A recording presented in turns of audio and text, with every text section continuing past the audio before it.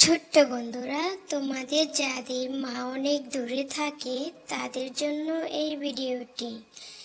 এই ছড়া গানটি যদি ভালো লেগে থাকে অবশ্যই চ্যানেলটি সাবস্ক্রাইব করে রাখবে। ধন্যবাদ সবাইকে।